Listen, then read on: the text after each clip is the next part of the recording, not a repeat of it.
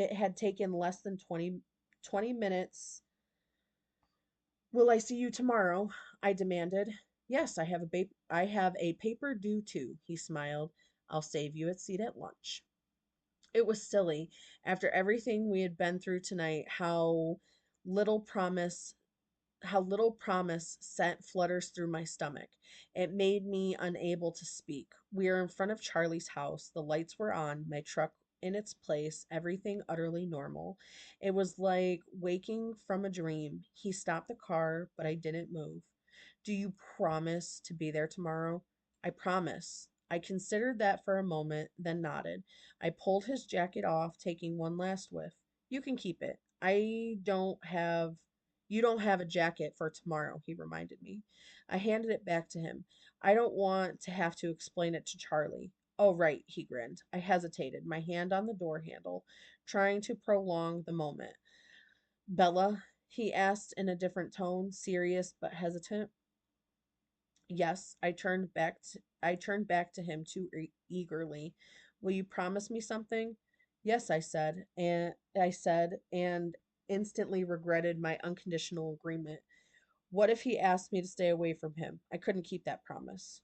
Don't go into the woods alone. I stared at him in blank confusion. Why? He frowned, and his eyes were tight, and he stared past me out the window. I'm not always the most dangerous thing out there. Let's leave it at that. I shuddered slightly at the sudden bleakness in his voice, but I was relieved. This this at least was an easy promise to honor. Whatever you say. I'll see you tomorrow, he sighed, and I knew he wanted to leave me now. Tomorrow then. I opened the door unwillingly. Bella, I turned and he was leaning towards me, his pale, glorious face just inches from mine. My heart stopped beating. Sleep well, he said. His breath blew in my face, stunning me. It was the same exquisite scent that clung to his jacket, but in a more concentrated form. I blinked. Thoroughly dazed, he leaned away. I was unable to move until my brain had somewhat unscrambled itself. Then I stepped out of the car awkwardly, having to use the frame for support. I thought I heard him chuckle, but the sound was too quiet for me to be certain. He waited until I had stumbled to the front door, and then I heard the engine quietly rev. I turned to watch the silver car disappear around the corner. I realized it was very cold. I reached for the key, mm, mechanically unlocked the door and stepped inside. Charlie called Charlie called from the living room. Bella? Yeah, Dad, it's me. I walked in to see him. He was watching a baseball game. You're home early. Am I? I was surprised. It's not even 8 yet, he told me. Did you girls have fun? Yeah, it was a lot of fun. My head was spinning as I tried to remember all the way back to the girls' night out I had planned. They both found dresses. Are you all right?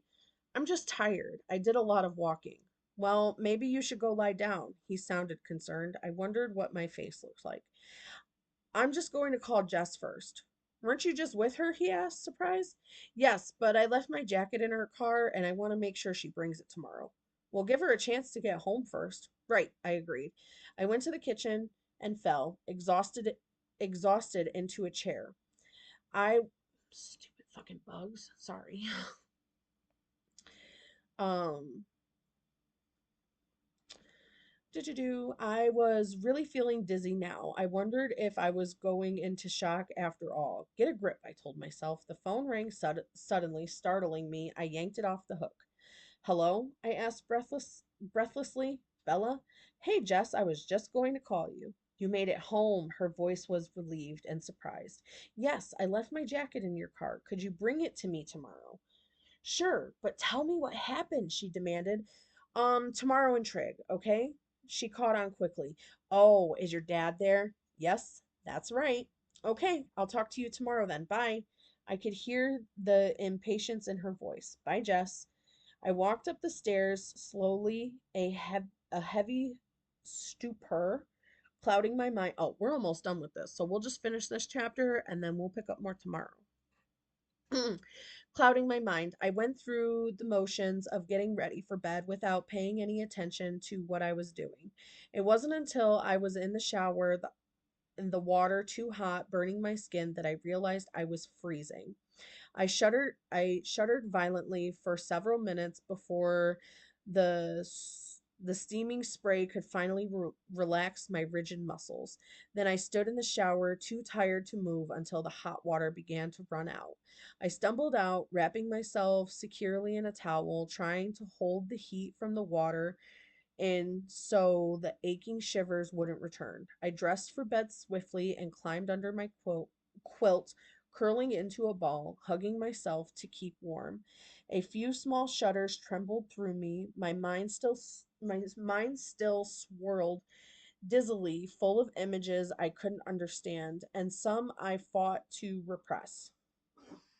Nothing seemed clear at first, but as I fell gradually closer to unconscious, a few things bequea- be, a few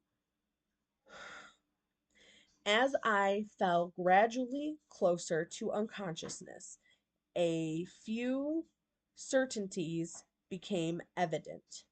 There were about three things I was absolutely positive. First, Edward was a vampire. Second, there was a part of him, and I didn't know how potent that part might be, that thirsted for my blood.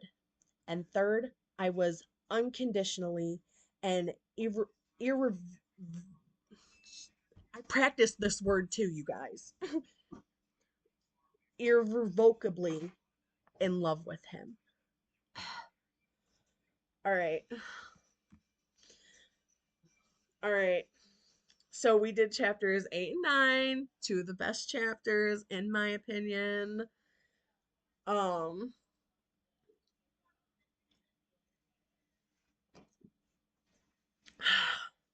we will do chapter 10 for sure tomorrow.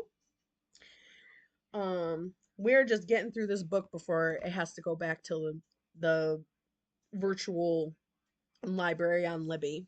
So, I had a good time reading with you, even though it's just Ashley. And I'll see you tomorrow. Bye bye.